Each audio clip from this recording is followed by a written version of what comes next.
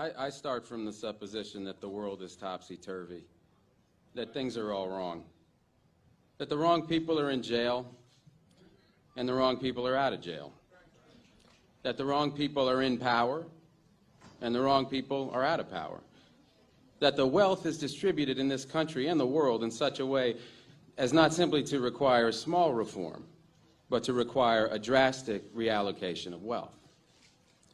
I start from the supposition that we don't have to say too much about this because all we have to do is think about the state of the world today and realize that things are all upside down.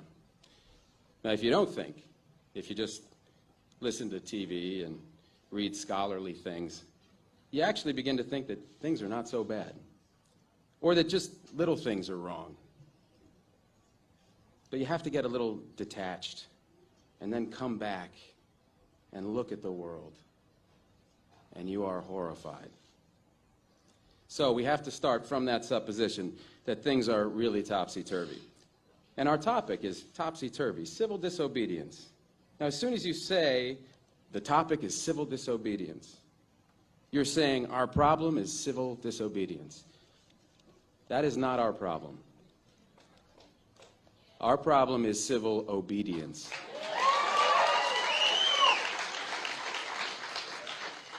Our problem is the numbers of people all over the world who have obeyed the dictates of the leaders of their government and have gone to war. And millions have been killed because of this obedience. We recognize this for Nazi Germany. We know that the problem there was obedience, that the people obeyed Hitler. People obeyed. That was wrong. They should have challenged, and they should have resisted. And if we were only there, we would have showed them. Even in Stalin's Russia, we can understand that. People are obedient. All these herd-like people. Remember those bad old days when people were exploited by feudalism? Everything was terrible in the Middle Ages. But now we have Western civilization, the rule of law. The rule of law has regularized and maximized the injustice that existed before the rule of law. That is what the rule of law has done. When in all the nations of the world, the rule of law is the darling of the leaders and the plague of the people, we ought to begin to recognize this. We have to transcend these national boundaries in our thinking. Nixon and Brezhnev have much more in common with one another than we have with Nixon.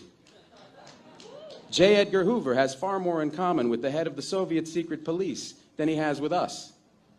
It's the international dedication to law and order that binds the leaders of all countries in a comradely bond.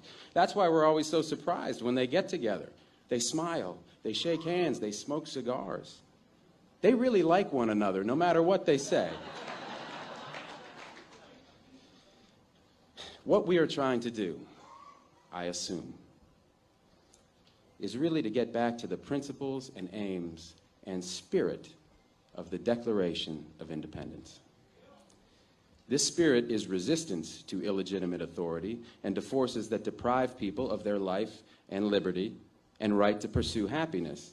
And therefore, under these conditions, it urges the right to alter or abolish their current form of government, and the stress had been on abolish.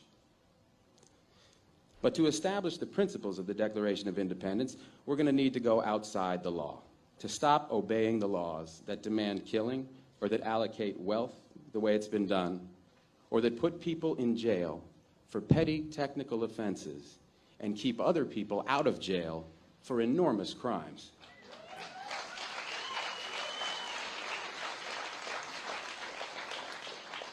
My hope is that this kind of spirit will take place not just in this country, but in other countries, because they all need it. People in all countries need the spirit of disobedience to the state, which is not a metaphysical thing, but a thing of force and wealth. And we need a kind of declaration of interdependence among people in all countries of the world who are striving for the same thing.